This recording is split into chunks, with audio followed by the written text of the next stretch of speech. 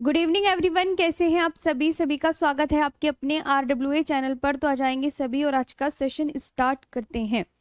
जी जल्दी से आ जाएं, बहुत अच्छे से फिर आज का सेशन स्टार्ट करेंगे। और उम्मीद करती हूँ सब अच्छे होंगे, बढ़िया होंगे। तो फटाफट से आ जाएंगे और बहुत अच्छे से फिर आज का सेशन स्टार्ट करेंगे, ठीक है जी।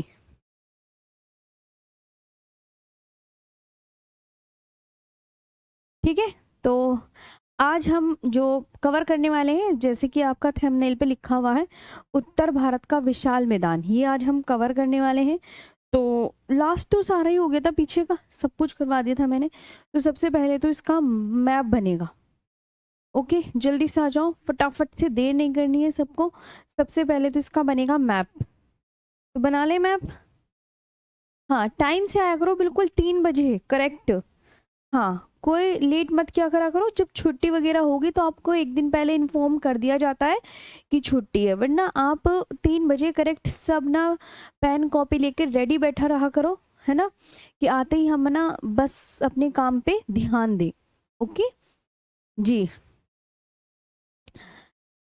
तो आज हम जो बात करेंगे, उत्तर भारत के विशाल मैदान को हम 4 भागों में बांट के पढ़ते हैं। भाबर हो गया, तराई हो गया, बांगर हो गया, खादर हो गया। तो इन सब के विषय में आज हम विस्तार पूर्वक पढ़ेंगे। बिल्कुल, चलो तो स्टार्ट करें। सबसे पहले तो मैप बनाएंगे, बड़ा ही प्यारा सा मैप। तो तैयार हैं सबके सब? चलो देखिए, चलो मैप बनाओ सब। हाँ, सभी को नमस्ते, सभी को गुड इवनिंग। अब मैप सब बना लेंगे मेरे साथ साथ। देखो, और आज मैं तुम्हें सारे मैप भी बताऊंगी। और उन मैप को देखते हो ना, जो मैं गूगल से आपको गूगल से सर्च करके देती हूँ, वो मैप आप ध्यान से पढ़ते हो या नहीं पढ़ते? उन्हें आप पढ़ा करो बहुत अच्छे से। देखो, मैंने आपको हिल्स के मैप दिए हैं, मैंने आपको पीक्स के मैप दिए हैं, मैंने आपको हिमालय का मैप दिया है। तो उन सब मैप्स को आप याद करने की कोशिश करते हो? थोड़ा बहुत टाइम निकाल के उन पे नज़र डालते हो मैप्स पर या नहीं डालते? मैप जो मैं आपको अटैच करके देती हूँ PDF में, प्लीज़ आपसे आपसे रिक्वेस्ट है, वो मैप आप ज़रूर देखा करें। ठीक, मैप ज़रूर देखा करें जो आपको मैं देती हूँ और जो आपको समझाती हूँ। अभी हम बातें कम करेंगे, पढ़ने पे खूब सारा ध्यान देंगे।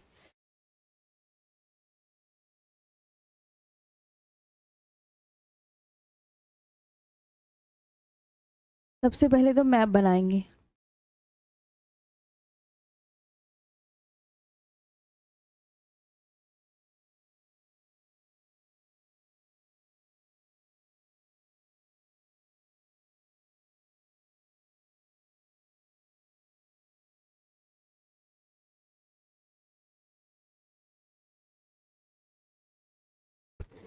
मैप बनाओ जी।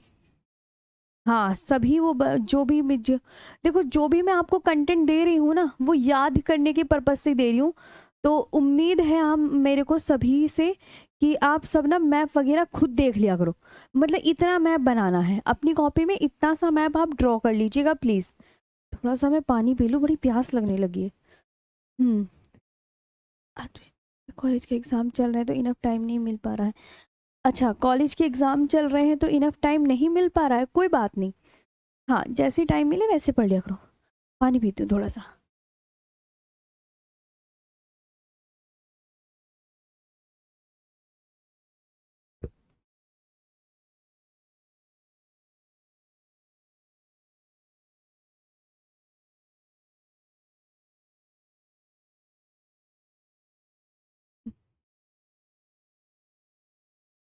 चलो, हाँ तो कहाँ थे हम? अभी देखो, सब बातें बातें बाद में करना, अब पढ़ने बच्चे सभी पढ़ने पे ध्यान देंगे। जी बिल्कुल, पढ़ने पे ध्यान देंगे। मैं चाहती हूँ कोई भी बातें ना करे क्लास में, सभी से रिक्वेस्ट है। और प्लीज़ कमेंट सेक्शन में ना, कमेंट्स पे भी मत ध्यान दिया करो। जो मैं आपको समझाती हूँ, देखो इतना प्यारा सा मैप बनाया है, तो आप भी मैप बनाने की कोशिश करो कि मैम ने मैप बना लिया और हम भी मैप बनाएंगे मैम की तरह ही। ऐसे मतलब थोड़ा सा कोशिश करा करो कि यस मैम, हम बना के छोड़ेंगे मैप। जब तक ऐसे नहीं करोगे तो आएगा कैसे चीज़ें हैं? अब ये मैप में मैम, इतना बड़ा मैप आपने बनाया तो क्या बताना चाह रही हूँ? मैंने कहा इधर आओ, ये जो लाइन है यूं, ऐसे मैंने कहा इधर सब देखना अब ध्यान से, और यहां तक ये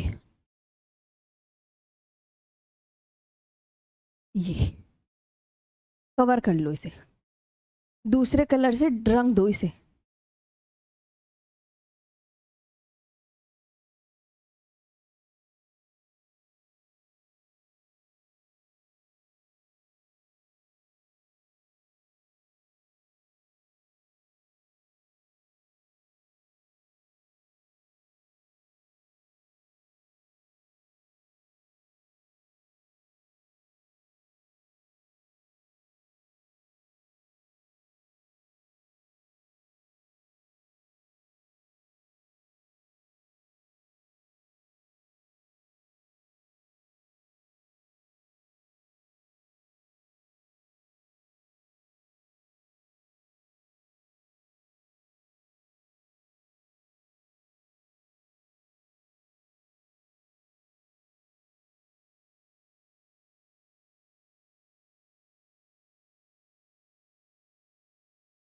इतना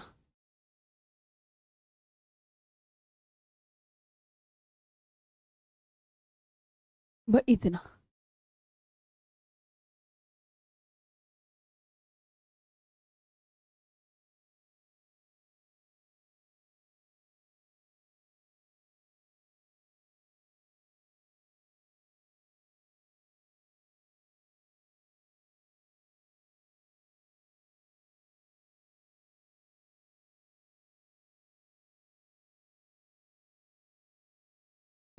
इतने इतना मैंने क्यों ड्रॉ किया है बताओ, इतना मैंने क्यों ड्रॉ किया है? ये है उत्तर भारत का विशाल मैदान। ये क्या है? उत्तर भारत का विशाल मैदान। हमेशा याद रखना कि उत्तर भारत का विशाल मैदान इतना है आपका, ठीक है। तो उत्तर भारत का विशाल मैदान किसके द्वारा बना है? ये कहते हैं कि हिमालय से जो नदियाँ अपने साथ जलोढ़ मिट्टी लाई है ना, तो जलोढ़ मिट्टी द्वारा, यहाँ पे जलोढ़ मिट्टी के द्वारा ये बना हुआ है। यहाँ पे इस वाले पूरे येलो पार्ट पे जलोढ़ मिट्टी के जमाव पाए जाते हैं, जलोढ़ मिट्टी का निक्षेप पाया जाता है। तो आप यहाँ पे बहुत अच्छे से ध्यान रखेंगे। यहाँ स्टेट कौन कौन से पड़ते हैं? यहाँ राजस्थान पड़ता है इस जगह, यहाँ पंजाब, ये पंजाब पड़ता है इस जगह, और ये हरियाणा। हरियाणा मतलब इन स्टेट्स में फैला हुआ। ये यूपी, यूपी के आगे क्या आता है? बिहार आता है, सबको पता होना चाहिए। और बिहार के बाद आता है वेस्ट बंगाल, WB वेस्ट बंगाल, और ये असम। तो उत्तर भारत का विशाल मैदान इन स्टेट्स में यहाँ तक फैला हुआ है। Okay, all right.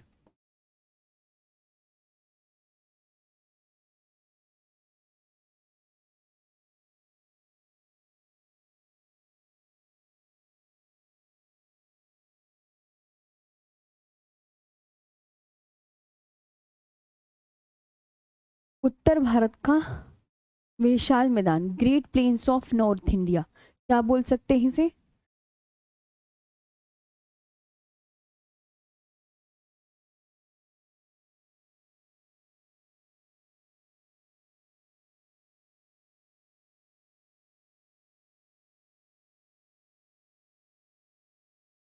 ये ये मैप मैंने इसका बनाया है कि उत्तर भारत का विशाल मैदान इन स्टेट्स में पाया जाता है और जलोढ़ मिट्टी के निक्षेपों से जमा हुआ है। सभी ने मैप बनाया? हाँ जी मैम बोलेंगे, फिर इसके बाद आगे चलते हैं। जी हाँ, पढ़ने पे ध्यान देंगे। अब इसके बारे में हम पहले तो थ्योरी लिखेंगे। ऑल राइट जी, सबसे पहले हम थ्योरी लिखेंगे। थ्योरी से और आपको चीज़ें क्लियर होंगी। सभी थ्योरी लिखेंगे फटाफट से। इसका विस्तार, फॉर्मेशन, हम किसके बारे में पढ़ रहे हैं? उत्तर भारत के विशाल मैदान के बारे में। उत्तर भारत का जो विशाल मैदान है, उत्तर भारत का विशाल मैदान सिंधु, गंगा व ब्रह्मपुत्र, 3 नदियों को आपको याद करना है कि जो उत्तर भारत का विशाल मैदान है, सिंधु, गंगा, ब्रह्मपुत्र नदियों द्वारा लाए गए अवसादों के निक्षेपण से बना हुआ है। ठीक है, उत्तर भारत का विशाल मैदान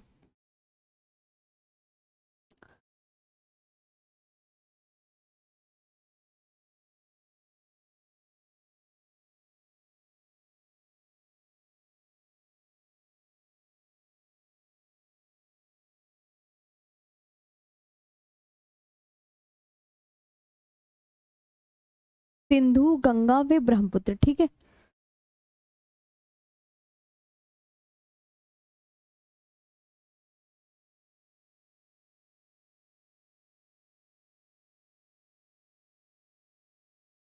सिंधु, गंगा व ब्रह्मपुत्र नदियों द्वारा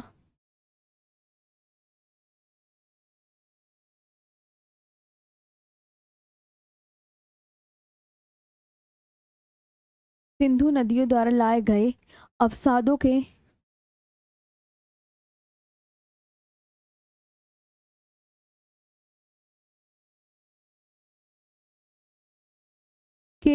निक्षेपण से हुआ है।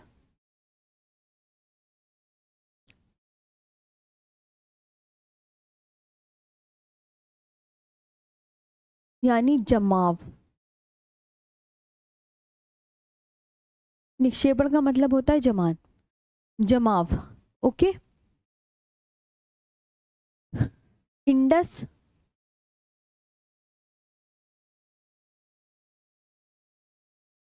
Ganga and Brahmaputra.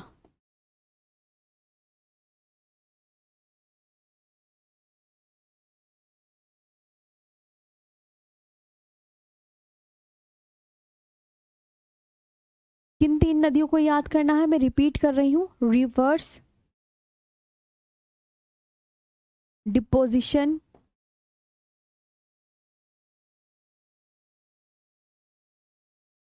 Process creates, process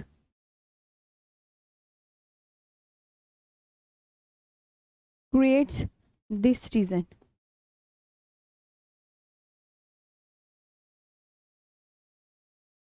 ठीक है, ये आपको याद रखना है।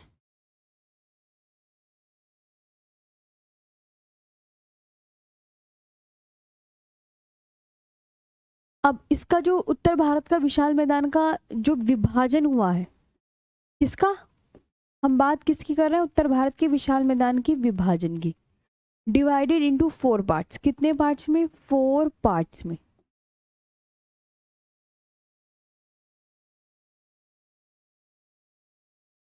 कितने पार्ट्स में हुआ है, डिवाइडेड इनटू 4 पार्ट्स।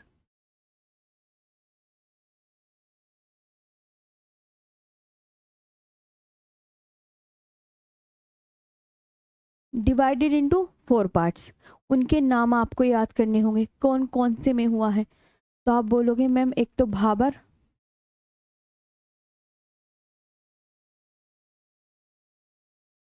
है ना,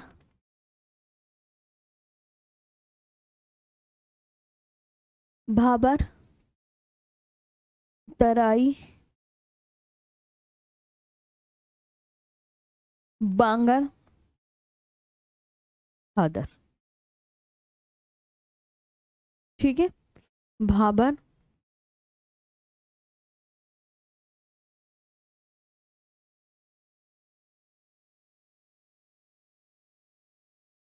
तराई, ठीक, बांगर,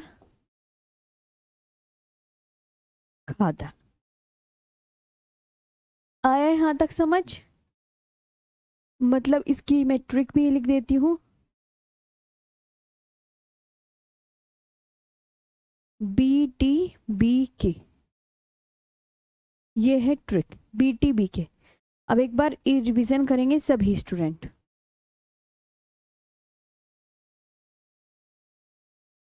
जी, मैंने कहा अवसाद क्या होता है। एक बच्चा ये कुछ पूछ रहा है कि सोनू निगम अवसाद क्या है। हाँ, अवसाद क्या होता है, देखो नदियाँ अपने साथ क्या बहा कर लाती हैं, ध्यान से सुनो। नदियाँ अपने साथ क्या अब मैं आपको समझा रही हूँ तो प्लीज इधर गौर करेंगे। नदियाँ अपने साथ क्या बहा कर लाती हैं, कंकड़, मिट्टी, रेत, पत्थर बहा कर लाती हैं। क्या लाती हैं, चाहे आप साइड में लिख लिया करो, अगर मैं कुछ इंपॉर्टेंट इन्फॉर्मेशन बताऊं तो क्या लाती हैं, कंकड़, मिट्टी, रेत, पत्थर बहा कर लाती है, नहीं लाती है, लाती है। तो कंकड़, मिट्टी, रेत, पत्थर जो बहा के ला रही हैं उन्हीं को ही अवसाद बोलते हैं। समझे, समझे। कंकड़ मिट्टी रेत पत्थर, जो नदी अपने साथ जब बाढ़ आती है तो नदियाँ तुम्हारे तरफ जब बाढ़ आती है तो तुमने देखा होगा कि नदी अपने साथ क्या क्या बहा कर लाती है। नदी अपने साथ क्या क्या बहा कर लाती है? कंकड़ मिट्टी रेत पत्थर अवसाद लाती है ना, बड़े बड़े मोटे मोटे पेड़ लाती है, बड़े बड़े वो लाती है, तो उसको क्या बोलते हैं? अवसाद बोलते हैं। उसको क्या बोलते हैं? अवसाद। हाँ हाँ, 27 तारीख है आज पंकज जी, जितने भी हैं हाँ हाँ, तो अब समझ में आ गया अवसाद। अब इसे रिपीट करो, अवसाद साइड में लिख लो। अच्छा मैम, जो नदी अपने साथ कंकड़ मिट्टी रेत पत्थर बहाकर लाती हैं उसको अवसाद बोलते हैं। यहाँ पे मैंने आपको समझाया। अब प्लीज आप सब रिवीजन करेंगे, एक बार रिवीजन पे ध्यान देंगे कि उत्तर भारत का जो विशाल मैदान है वो कितनी नदियों, 3 नदियों के नाम याद रखने हैं। सिंधु गंगा व ब्रह्मपुत्र नदियों द्वारा लाए गए अवसादों के निक्षेप से हुआ है। हाँ, और जो बाढ़ आती है तो बाढ़ में मछलियाँ भी बहुत होती हैं, मछलियाँ बहुत आती है ना जी। और बड़ा मछलियाँ बहुत होती हैं, और मछलियाँ आपको पता है लोग जो खाने के शौकीन होते हैं वो मछली भर भर के बाड़ों से लेकर आते हैं।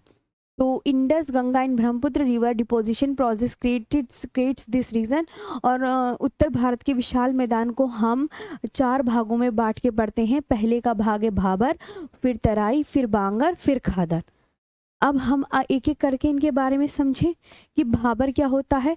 तो सबसे पहले आज हेडिंग डालेंगे आप भाबर की। चलो अब यहाँ पे नेक्स्ट टॉपिक, अब पूरा हम भाबर के बारे में एक्सप्लेन करेंगे। अब मैंने देखो आपको समझा दिया, लिखा भी दिया, और आपको बढ़िया से रिवीजन भी करा दिया। भाबर, देखो सबसे पहले तो ये याद रखना, यह जो क्षेत्र मिलेगा ये शिवालिक के दक्षिण में मिलेगा। देखो जैसे ये हिमालय है, ये शिवालिक हो गया, शिवालिक। तो शिवालिक के नीचे मिलेगा आपको भाबर, और भाबर के नीचे जैसे आप नजर डालोगे तो तराई, और तराई के जैसे ही नीचे नजर डालोगे तो बांगर, और बांगर के नीचे जैसे ही नजर डालोगे तो खादर। ये सीक्वेंस है, ये देख लेना। ये क्या है? सीक्वेंस। सीक्वेंस समझ आया? क्रमशः कि मैम अच्छा, अब हम समझ गए कि अगर हम शिवालिक के नीचे देखेंगे कि शिवालिक के नीचे कौन सा क्षेत्र पाया जाता है, तो आप क्या बोलोगे? तो ये बोलेंगे यह क्षेत्र, भाबर क्षेत्र कहाँ है? यह क्षेत्र किसके नीचे? शिवालिक के दक्षिण में है। लिख पाया?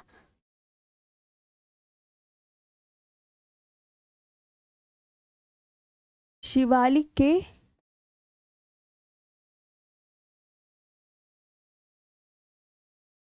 दक्षिण में है। It is the region south of the Shivalik hills.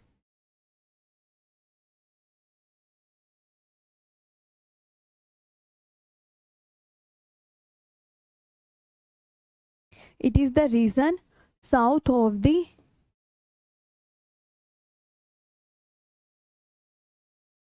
बताओ, south of the Shivalik hills. सबसे पहले तो यही लाइन याद कर लो। Okay, clear? चलो मैम, ये वाली बात हमें समझ में आ गई। मैंने कहा यहाँ क्या पेड़ पौधे पाए जाते हैं, तो आप यूं कह देना, सिंपल सी एक लाइन लिख दो, भाबर क्षेत्र में बहुत कम वनस्पति पाई जाती है।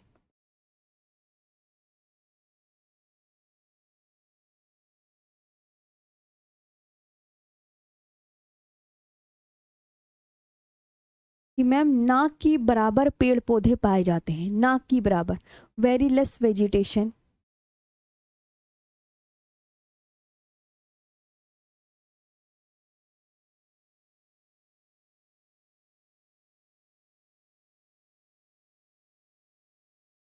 Very less vegetation is found here.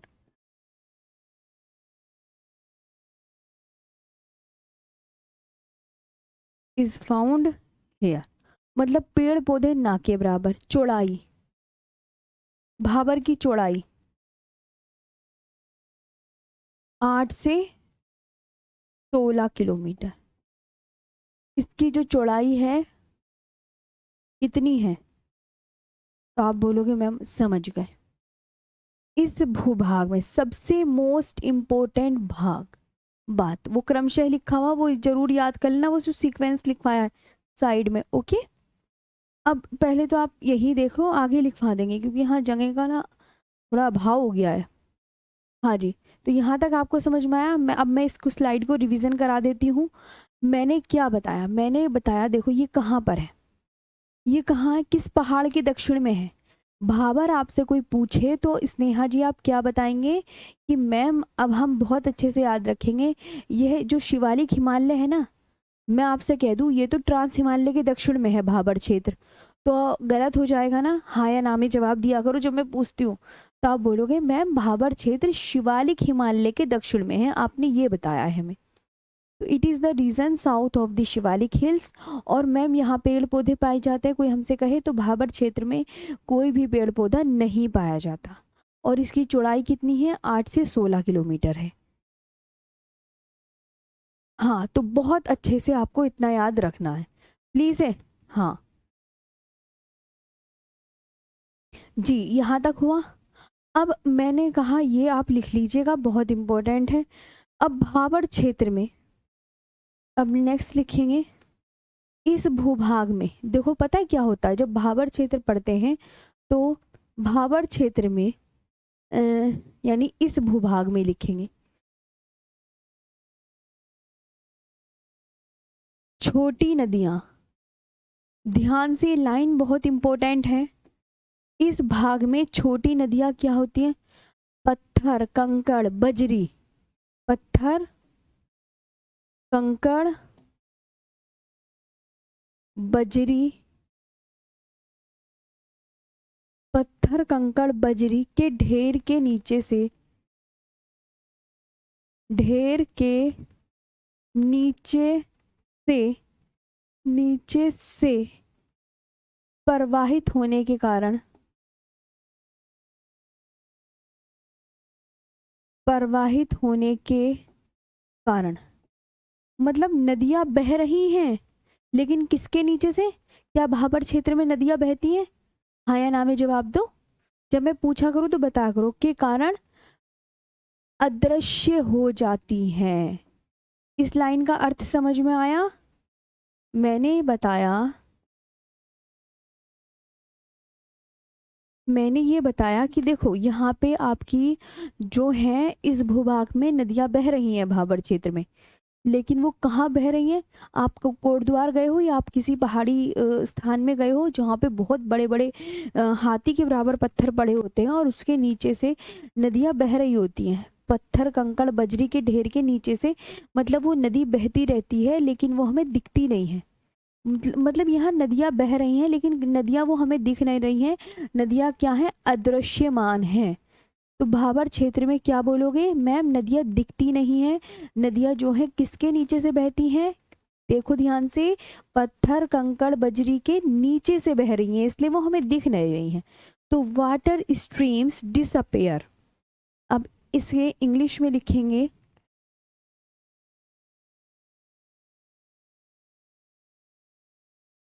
यहाँ पे वाटर स्ट्रीम्स क्या है, disappear.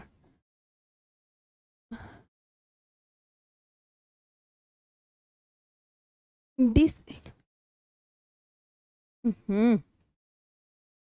disappear in this region, in this region.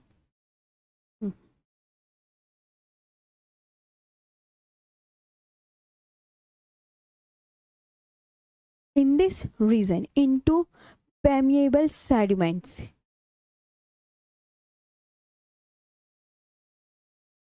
ठीक है, यहां तक लिखा, sediments।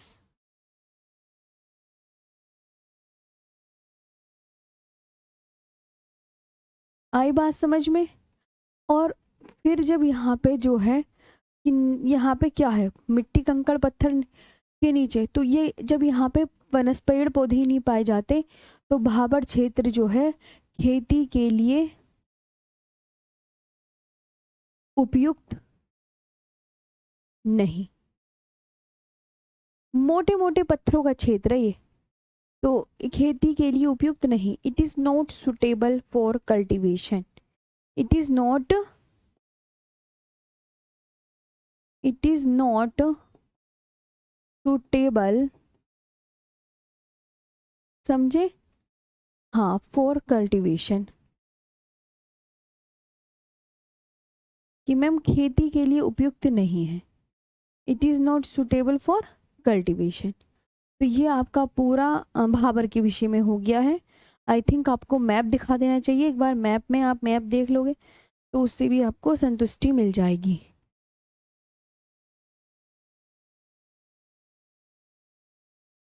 यहाँ देखो, पहले आप इस पे गौर करो। सबसे पहले देखो इधर आओ, क्या है ये, हिमालय, कि मैम सबसे पहले हिमालय, हिमालय, फिर पत्थरों वाला एरिया, पत्थर पत्थर पड़े हैं ना, तभी तो यहाँ पे खेती भी उपयुक्त नहीं, यहाँ वनस्पति नहीं उगती, ये पत्थर पत्थर है। और फिर आ गया तराई क्षेत्र, ये भाबर क्षेत्र, फिर तराई, तराई तो भाई बड़ा हरा भरा है मैम, तराई में तो न, और देखो पत्थर ही पत्थर है, तो क्या हमें भाबर क्षेत्र में नदियाँ दिख रही हैं? मैप में देखो आप, मुझे यहाँ पे मैप देख के थोड़ा सा मुझे बताओ कि आपको मैप में हाँ, क्या आपको भाबर, ये मैंने कहा ये है भाबर क्षेत्र, अब भाबर क्षेत्र के मैप में आपको क्या दिख रहे हैं? पत्थर ही पत्थर दिख रहे हैं। वहाँ कोई नदी दिख रही है बहती हुई? नहीं मैम, भाबर क्षेत्र में नदी नहीं नदी नहीं दिख रही है मैं बहते हुए। वो नदी बहते हुए क्यों नहीं दिख रही? नदी बहते हुए क्यों नहीं दिख रही, बताओ ना। तो आप बोलोगे मैम नदी आपने बताया तो है कि नदी जो है वो कंकड़ मिट्टी पत्थर, बड़े बड़े मोटे पत्थरों के नीचे से बह रही है, इसलिए नदी ना भाबर क्षेत्र में अदृश्यमान हो जाती है। अब मैम जब यहाँ पे पत्थर है तो यहाँ पे वनस्पति भी नहीं उग रही।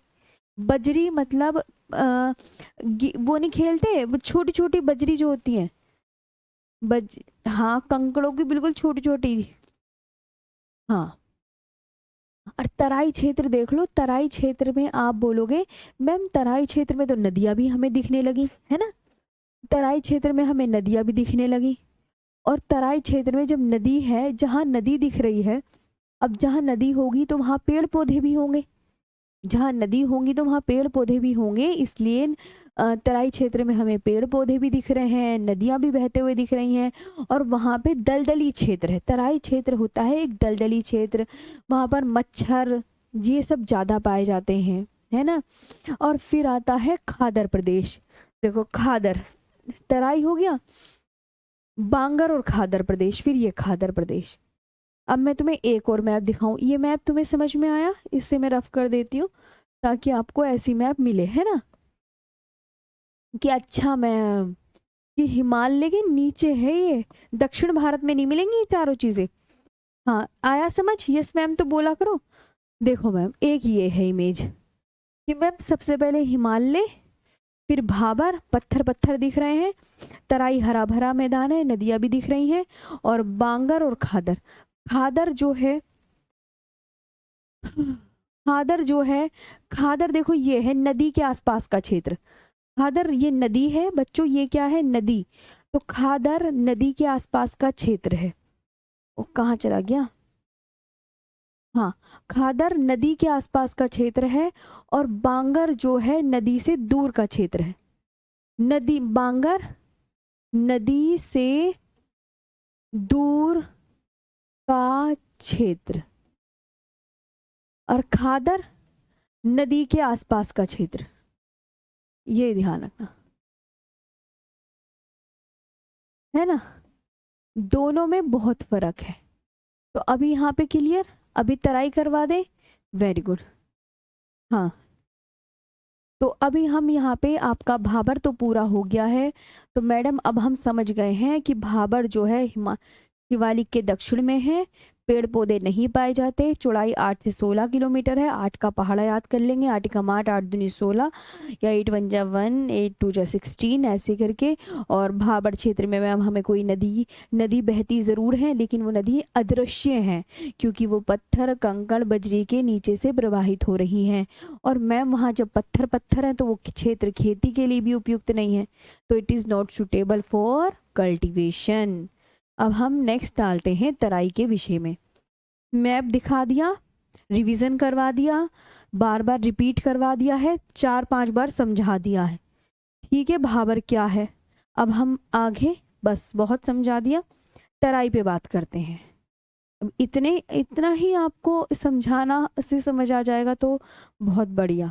ठीक, तराई पे चलते हैं। Okay, all right. अब देखो मैम, तराई, ठीक है, ये कहाँ पे स्थित है? बोलो ये कहाँ पे? ये मैम जब शिवालिक के दक्षिण में भाबर था, शिवालिक के दक्षिण में भाबर था, तो ये भाबर के दक्षिण में स्थित क्षेत्र है। भाबर के दक्षिण में स्थित क्षेत्र। कोई पूछे आपसे कौन सा, तो आप क्या आंसर करेंगे? तराई। ठीक है, हाँ, it is the region south of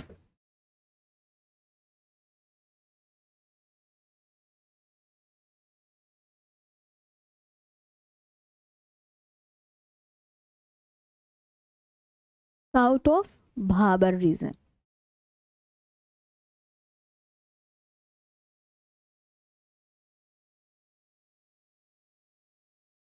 ठीक है, south of Bhabar region. Ma'am यहाँ तो भाई जब नदियां बहती हुई दिख रही थी, तो यहाँ तो आप बोलोगे मैम घनी वनस्पति पाई जाती है, घने पेड़ पौधे पाए जाते हैं। तराई क्षेत्र में घनी वनस्पति, घनी वनस्पति पाई जाती है। ओके, घनी वनस्पति। और मैम डेंस वेजिटेशन,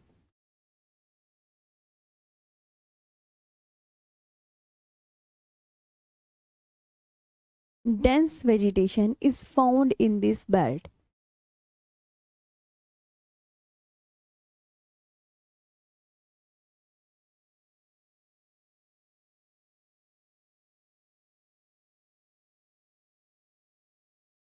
अच्छा मैम, ये भी समझ गए। मैम इसकी चौड़ाई बता दो।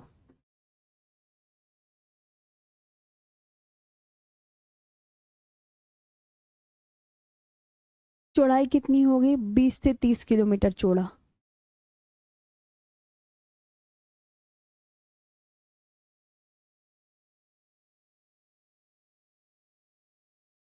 बीस से 30 किलोमीटर क्षेत्र चौड़ा। हाँ, नेक्स्ट भाबर क्षेत्र में। अब भाबर क्षेत्र में क्या हो गई थी नदियां? भाबर, ध्यान से लाइन देखेंगे, वेरी इंपॉर्टेंट। भाबर क्षेत्र में जो नदियां, हमें क्या, मैंने क्या बताया था, भाबर क्षेत्र में नदियां दिखती नहीं है, नहीं दिखती ना, तो भाबर क्षेत्र में जो नदियां क्या हो गई थी, दिखनी बंद हो गई थी ना, जो नदियां अदृश्य हो जाती हैं,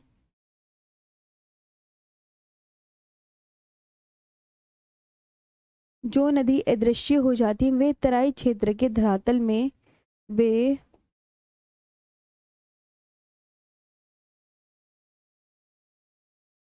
तराई क्षेत्र के धरातल में पुनः दृश्यमान हो जाती हैं।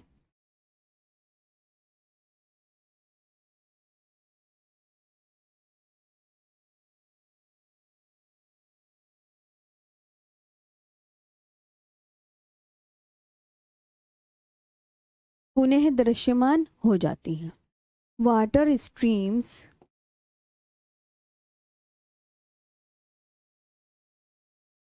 वाटर स्ट्रीम्स री एमर्ज, क्या हो गई? री इमर्ज फ्रॉम भाबर, है ना?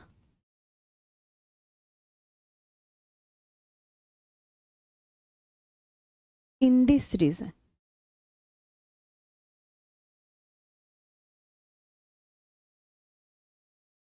ठीक है, अब मैंने बताया था जहाँ नदियाँ बह रही होंगी, जहाँ घनी वनस्पति होंगी, तो यह तराई क्षेत्र खेती के लिए उपयुक्त होगा ना, तो आप बोलोगे यह खेती के लिए उपयुक्त है, खेती के लिए उपयुक्त है।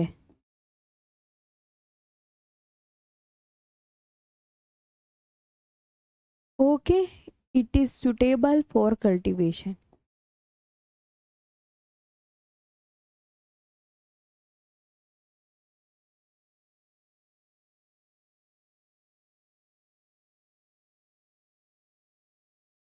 It is suitable for cultivation, समझे? हाँ जी, बताओ।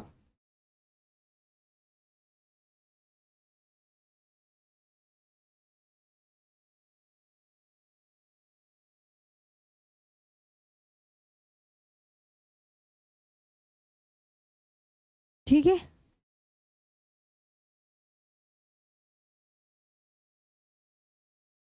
जी, हाँ जी, तो ये समझ में आया।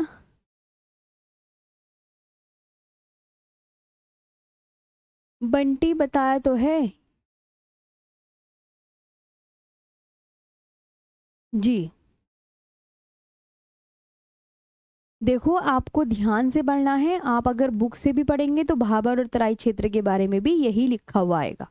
जी, आप सबका मैं कमेंट्स देखती हूँ, लेकिन मैं आपके कमेंट्स देखने थोड़ी बैठी हूँ। अगर मैं 1 घंटे की लगातार आपके कमेंट्स लूंगी तो हम पढ़ाई कब करेंगे, समझेंगे कब? समझेंगे कब? खुद बताओ आप। ये गलत बात है। आप सब बच्चे कमेंट्स पे कम ध्यान दो। और मैं जो ये तराई क्षेत्र, अगर आप बुक से भी पढ़ें कहीं से पढ़ें, अब देखो ध्यान से, तराई क्षेत्र किसके दक्षिण में है, चलो बोलो। हाँ, ये गलत बात है। आप ये मत सोचा करो कि मैं देख नहीं रही हूँ आपकी कमेंट्स। मैं भाई बार बार आपकी कमेंट्स नहीं देख पाऊंगी ना, इधर काम भी करवाना होता है। रिवीजन करो मेरे साथ, बातें कम, रिवीजन कम। वो रिवीजन जाते बातें कम। तराई क्षेत्र कहाँ पर है? भाबर के दक्षिण में स्थित। अगर मैंने कहा भाबर के दक्षिण में स्थित कौन सा क्षेत्र है, तो आप क्या बोलोगे? तराई। मैम यहाँ पे क्या घनी वनस्पति पाई जाती है? मैंने कहा बिल्कुल घनी वनस्पति पाई जाती है यहाँ पे। इसकी चौड़ाई कितनी है? 20 से 30 किलोमीटर चौड़ी है। और भाबर क्षेत्र में जो नदियाँ क्या हो गई थी? अदृश्य हो गई थी। वे तराई क्षेत्र में क्या होती है? पुनः दृश्यमान हो जाती हैं। और ये जो क्षेत्र है, यहाँ पे जब नदियाँ वदियाँ बह रही हैं तो भाई ये तो खेती के लिए उपयुक्त होगा। ये एक दलदली क्षेत्र है, मच्छर ज्यादा पाए जाते हैं। ये है, ये सब आपको याद रखना है। हाँ जी, आगे आते हैं। अब बात करते हैं बांगर मिट्टी की। समझे? अब मैंने देखो रिवीजन भी करा दिया। अब देखो आपका काम है ये बार बार पढ़ने का। हाँ, अब मैंने एक बार मैं लिखाती हूँ, फिर एक बार समझाती हूँ, फिर एक बार रिवीजन करा देती हूँ। अभी मैंने आपको 3rd टाइम रिवीजन करा दिया। अब हम बांगर के विषय में पढ़ते हैं। बांगर क्या है? चलो।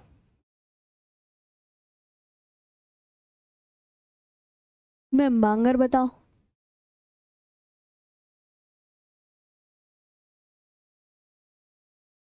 बांगर, बांगर आप बोलेंगे, देखो मैम, जो जलोढ़ मिट्टी है तो पहले एक बार मैं समझा दूं सबको, है ना, फिर लिखवाऊंगी, समझ लो।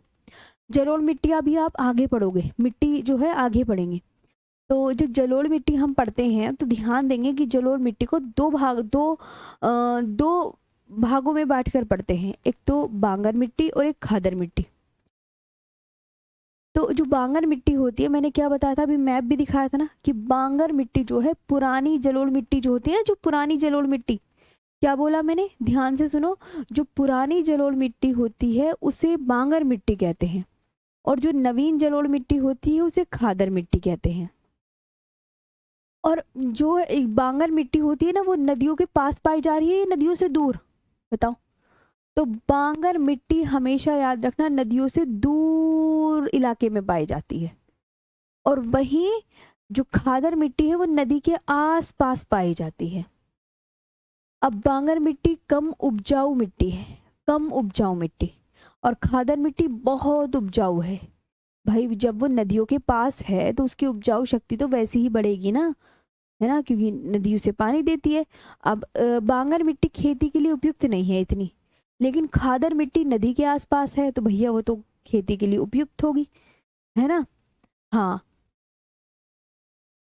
बस तो इसके बारे में अब याद रखेंगे। बांगर तो मैंने क्या कहा, बांगर किसे बोलते हैं? बांगर पुरानी जलोढ़ मिट्टी है, सबसे इंपॉर्टेंट बात।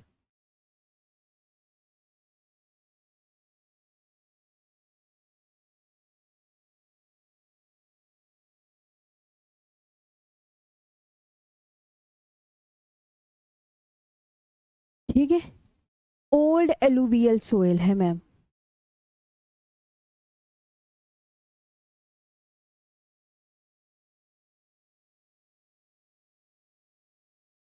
ठीक है, बांगर पुरानी जलोढ़ मिट्टी है, ओल्ड एलुवियल सोइल है, नदी बेसिन से दूर पाई जाती है।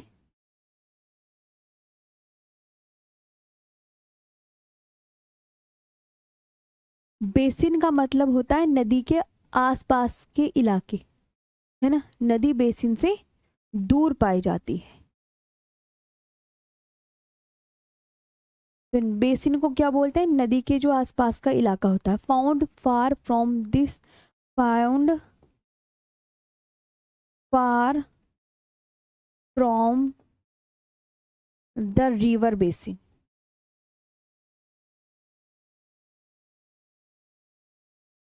कि मैम ये बहुत दूर पाई जाती है नदी के बेसिन से, found far from the river basin.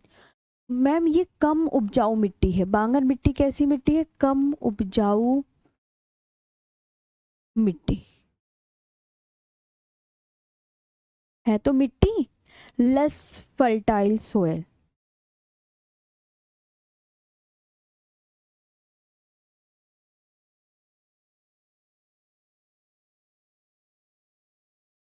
क्या है, एक मिनट, हाँ यही हूं मैं, आप लिखो लेस फर्टाइल सोयल।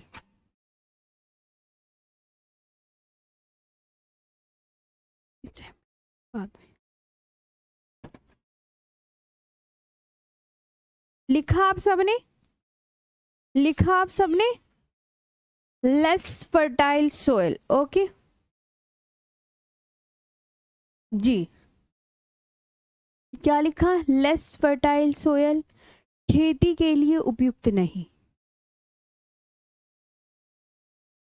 खेती के लिए उपयुक्त नहीं। Okay, note suitable for agriculture.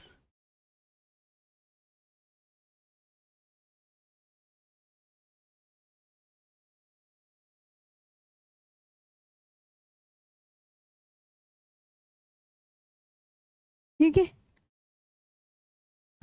हाँ भाई, जब उपजाऊ मिट्टी नहीं होगी तो खेती कैसे की जाएगी, खेती। तो देखो, बांगर मिट्टी पुरानी जलोढ़ मिट्टी को कहती है।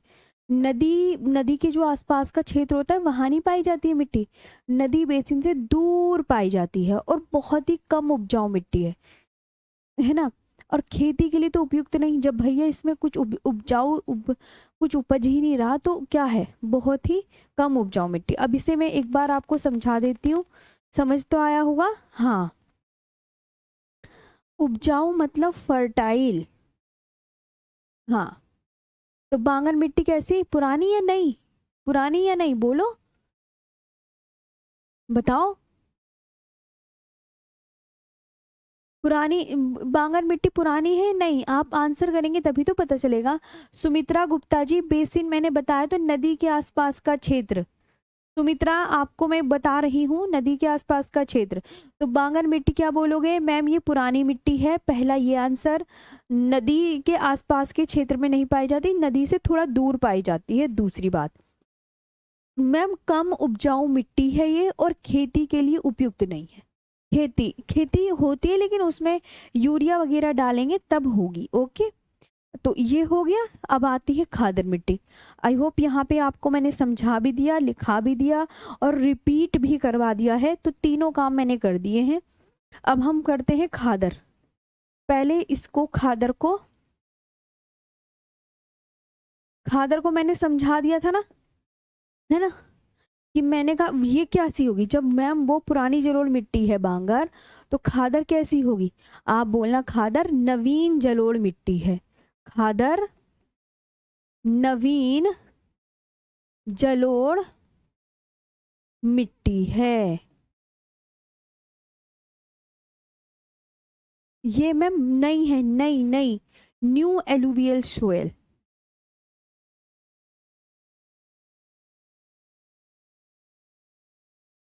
ये मैम न्यू एलुवियल सोयल है और नदी बेसिन के आसपास पाई जाती है।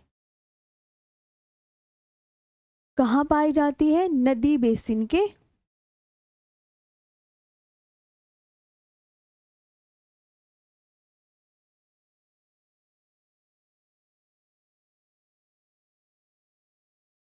और जो जो बांगर थी वो कहाँ पाई जा रही थी? नदी बेसिन से दूर। बांगर, बांगर दूर, और खादर नदी के आसपास पाई जाती है। समझ रहे हो ना? नदी के आसपास कहाँ पाई जाती है? बोल के समझो। Found close to the river basin. Found close, अरे मिट गया। Found close to the river basin. ठीक है, found close to the river basin. बहुत उपजाऊ मैम। भाई नदी के आसपास के क्षेत्र है तो नदियों से पानी मिलता है भैया उस जमीन को, तो बहुत उपजाऊ मिट्टी है ये, बहुत। और अब वो वाली क्या थी? भावर।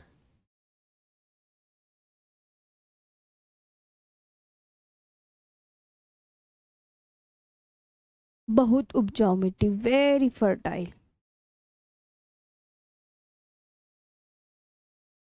वेरी फर्टाइल और खेती के लिए उपयुक्त।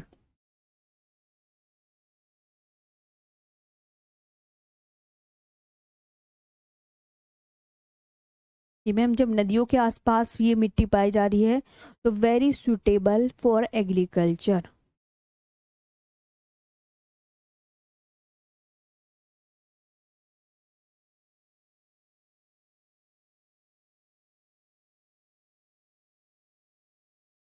अब देखो आप, राइट। तो यहाँ तक आपको आई होप बड़े अच्छे से समझ में आई होगी इतनी बातें। मुझे बताओ यहाँ तक आया समझ?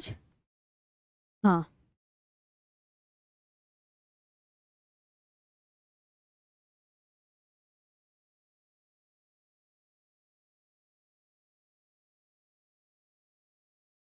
जी।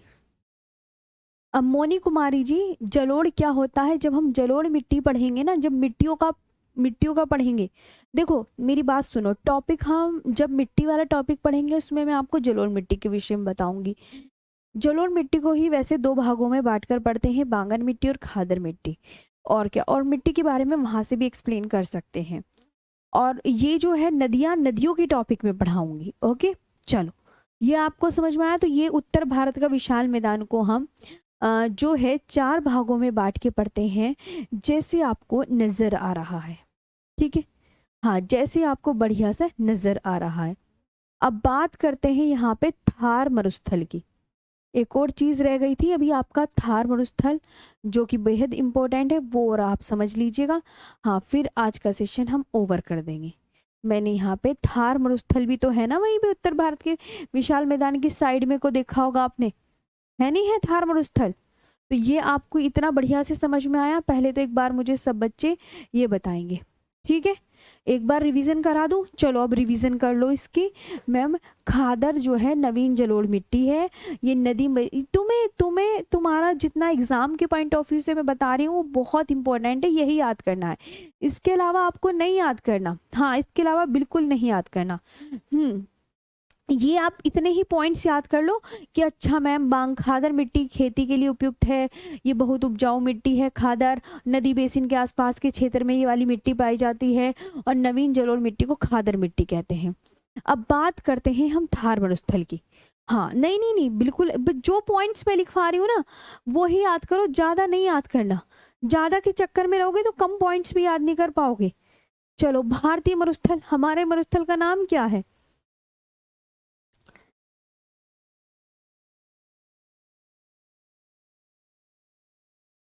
कि मैम हाँ, इंडियन डेजर्ट तो पढ़ा दो हमें।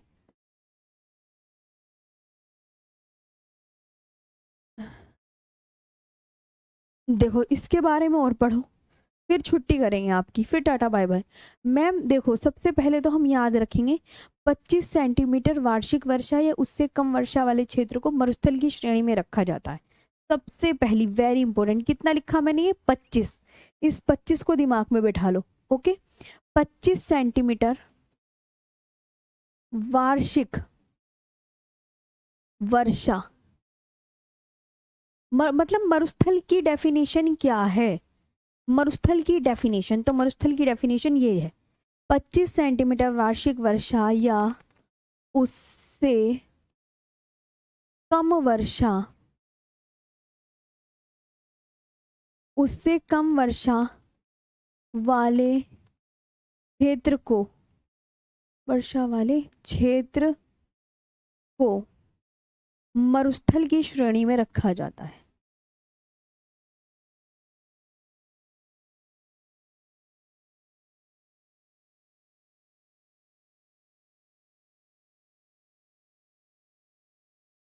मरुस्थल की श्रेणी में रखा जाता है। ये है इम्पोर्टेंट कि मैम अच्छा हम समझ गए कि 25 सेंटीमीटर, यही लिख दूँ ना,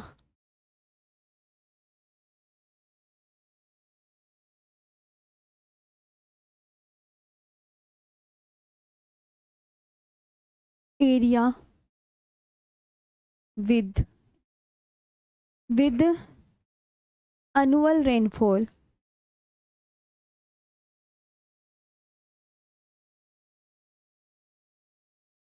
with annual rainfall or less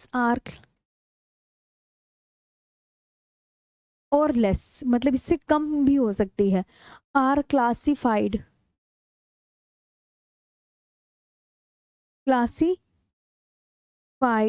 as deserts, मतलब उसे मरुस्थल की श्रेणी में रखा जाता है। पहली बात, अब आपको पता है भारत में एक ही मरुस्थल है, मतलब भारत में एक तो लद्दाख मरुस्थल है ना, लद्दाख मरुस्थल, शीत मरुस्थल जिसे कहते हैं, है ना।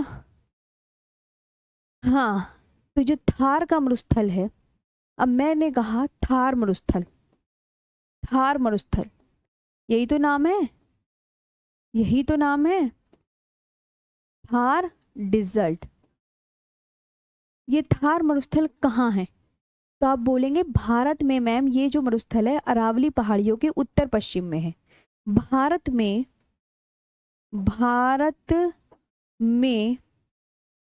अरावली पहाड़ियों के, अरावली पहाड़ी के कहाँ पर है, फोकस करेंगे किस दिशा में है, अरावली पहाड़ियों के कौन सी दिशा में, उत्तर पश्चिम में।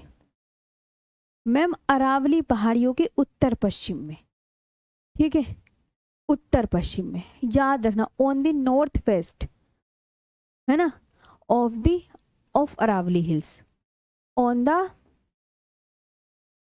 North west of Aravalli hills.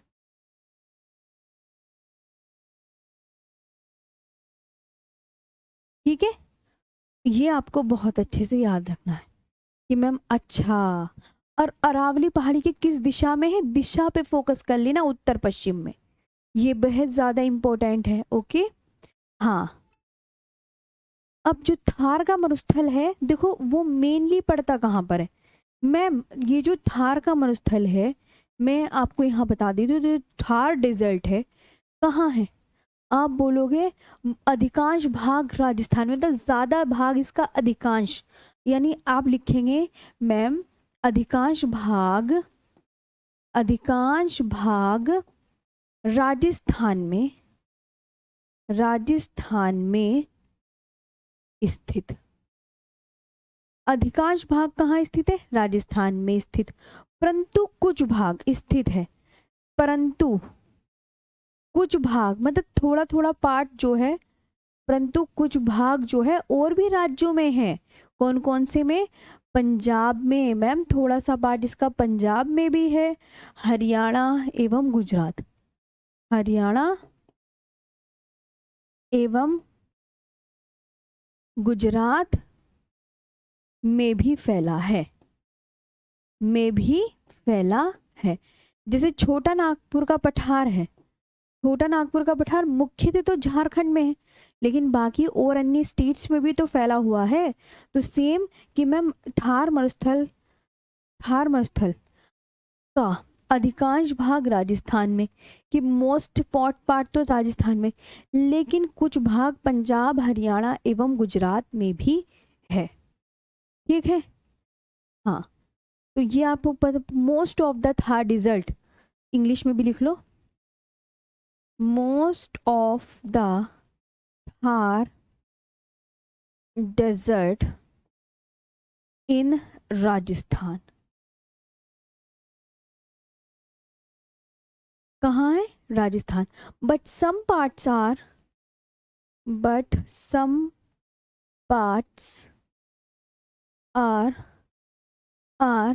Also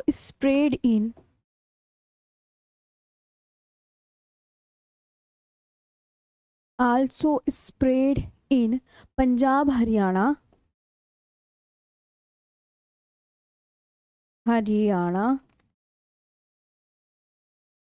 and Gujarat.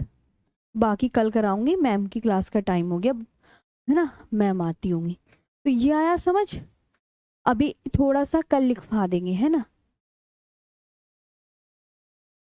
Ji ma'am, जी अब बताओ, यहाँ तक समझ में आया? चलो, हाँ, आज का सेशन ऑफ करते हैं क्योंकि 2 मिनट रह गए हैं क्लास ओवर होने में। तो अब मैंने जो जो आपको समझाया वो कर लोगे? हाँ, और ये मैप जो साथ में दे रही हूँ ना, इन मैप्स का भी आपको क्या करना है, बहुत अच्छे से पढ़ना है। पहाड़ी वहाड़ी जो देती हूँ, बताती हूँ कि ये पढ़ लो, ये पढ़ लो, मैप जितने भी दे रही हूँ ढंग से याद कर लेना, ठीक है?